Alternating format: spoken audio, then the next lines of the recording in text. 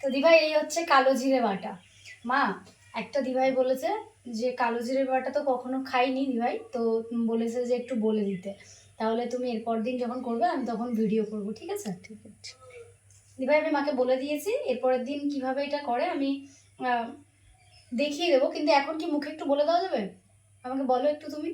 হুম এমনি ওই শুকনো খোলায় আর কি একটু কড়াইতে নাড়তে হবে। শুকনো খোলাই ওই কালো জিরে, কাঁচা লঙ্কা আর রসুন হুম একসাথে দিয়ে একটুখানি নেড়ে নিয়ে যাতে কালো তারপর জিরাটা ভালো করে ভাজা হয়, তারপর গিয়ে দিয়ে বাটতে হবে। শিলনোড়ায় বেটে নেবে একটু, ব্যাস। লবণ দিতে হবে একটু। একটু লবণ আর তেল দিতে হবে? না তেল আচ্ছা দেয় তেল না। নয়, কাঁচা তেল দেওয়ার দরকার নেই, লবণ দিলেই হবে। দিয়ে কালার এইরকম হবে। একটু ঝালটা দিতে হবে বেশি করে, ঝাল ঝাল না হলে মানে ভালো দারুণ লাগবে না। লাগে ভাই, আবার খেয়ে দেখো, যারা খায় দেখো সত্যি বলবে টেস্টি।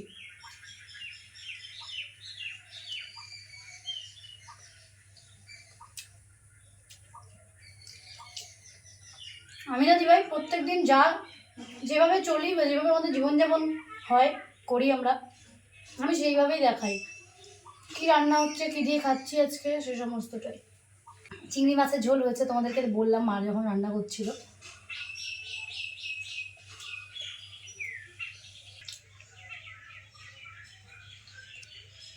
সর্দি জ্বর হলে যদি এটা খাই না, তাহলে যে খাবার রুচিটা থাকে না, তাহলে সেটা কিন্তু রুচি ফিরে মুখটা আসে না। মোট কথা ছেড়ে যায়।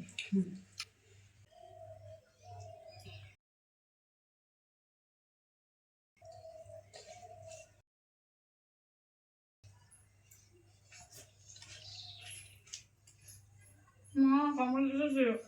আস্তে খাও।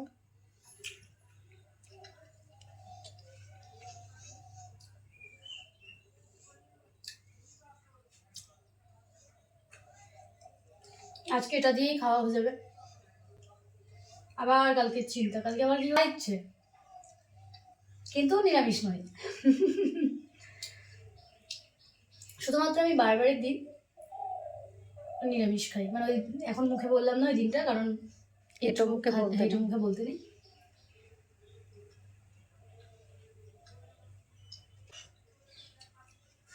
এমনিতে তো সবজি আমি খুব একটা খাই না, কিন্তু এই এই সব রকম সবজি দিয়ে যখন ঝোলটা করে তখন আমি আবার একটু খাই চিংড়ি মাছের ঝোলটা। ঠিক আছে খেয়ে নিই তাহলে, পরে আসছি দিভাই, ভিডিও করতে করতেই খেতে বসেছি, আবার ভিডিও করবো।